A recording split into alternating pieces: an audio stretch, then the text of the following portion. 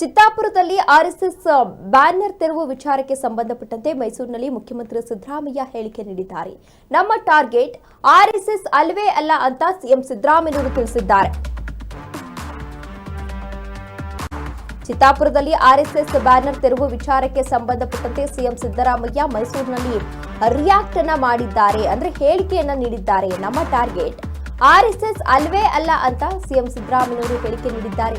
ಬಿಜೆಪಿಯವರಿಗೆ ರಾಜಕಾರಣ ಬಿಟ್ರೆ ಬೇರೆ ಏನೂ ಕೂಡ ಗೊತ್ತಿಲ್ಲ.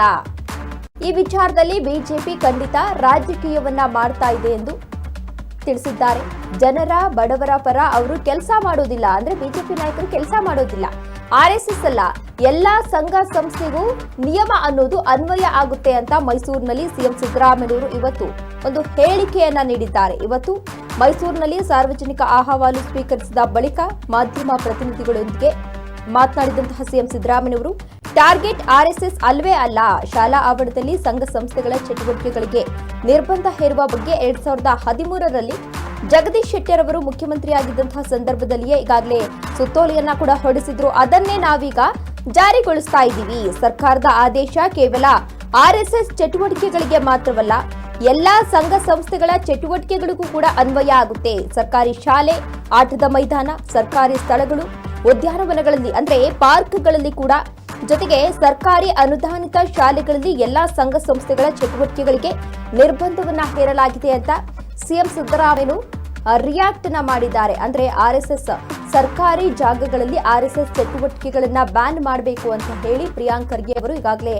ಸಿಎಂ ಸಿದ್ದರಾಮಯ್ಯ ಅವರಿಗೆ ಒಂದು ಪತ್ರವನ್ನ ಬರೆದಿದ್ರು. ಆ ವಿಚಾರ ಈಗಾಗಲೇ ಸಾಕಷ್ಟು ಚರ್ಚೆಗೆ ಗ್ರಾಸವಾಗಿತ್ತು. ಇನ್ನು ವಿಪಕ್ಷ ನಾಯಕರು ಕೂಡ ಈಗಾಗಲೇ ಸಾಕಷ್ಟು ಆಕ್ರೋಶವನ್ನ ವ್ಯಕ್ತಪಡಿಸಿದ್ರು. ಹಿಂದೆ ಇಂದಿರಾ ಗಾಂಧಿ ಜೊತೆಗೆ ರಾಜೀವ್ ಗಾಂಧಿ ಅವರ ಕೈಲೇ ಬ್ಯಾನ್ ಮಾಡಲಿಕ್ಕೆ ಸಾಧ್ಯ ಆಗಿರಲಿಲ್ಲ, ಈಗ ಎಲ್ಲಿ ಬ್ಯಾನ್ ಮಾಡ್ತಾರೆ ಅನ್ನೋ ರೀತಿಯಲ್ಲಿ ಮಾತನಾಡಿ ಕಾಂಗ್ರೆಸ್ ಸರ್ಕಾರದ ವಿರುದ್ಧ ವಾಗ್ದಾಳಿಯನ್ನ ಕೂಡ ನಡೆಸಿದ್ರು. ಇದೀಗ ಸಿಎಂ ಸಿದ್ದರಾಮಯ್ಯ ಈ ವಿಚಾರಕ್ಕೆ ಸಂಬಂಧಪಟ್ಟಂತೆ ರಿಯಾಕ್ಟ್ ಮಾಡಿದ್ದಾರೆ.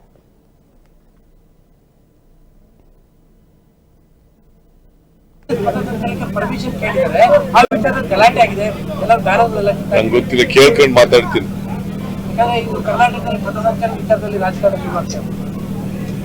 ನೋಡಪ್ಪ, ನಾವು ಮಾಡಿರೋದು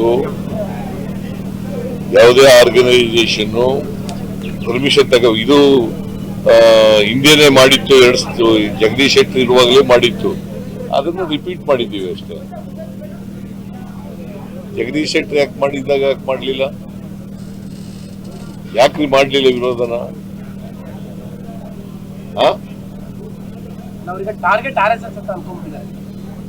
ಟಾರ್ಗೆಟ್ ಆರ್ಎಸ್ಎಸ್ ಅಲ್ವೇ ಅಲ್ಲ, ಎನಿ ಆರ್ಗನೈಸೇಷನ್.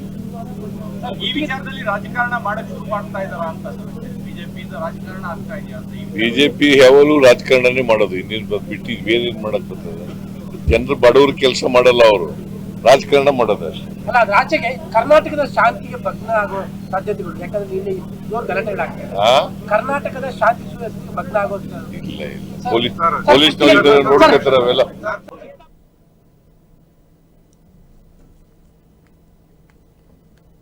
ಎಸ್, ಇದಿಷ್ಟು ಸಿಎಂ ಸಿದ್ದರಾಮಯ್ಯ ಹೇಳ್ತಾ ಇರುವಂತಹ ವಿಚಾರ ಆಗಿದೆ. ಅಂದ್ರೆ ಬಿಜೆಪಿಯವರಿಗೆ ಮಾಡಲು ಕೆಲಸ ಇಲ್ಲ, ಹಾಗಾಗಿ ಏನ್ ಬೇಕೋ ಅದನ್ನ ಮಾತನಾಡ್ತಾ ಇರ್ತಾರೆ, ರಾಜಕೀಯವನ್ನ ಮಾಡ್ತಾ ಇರ್ತಾರೆ.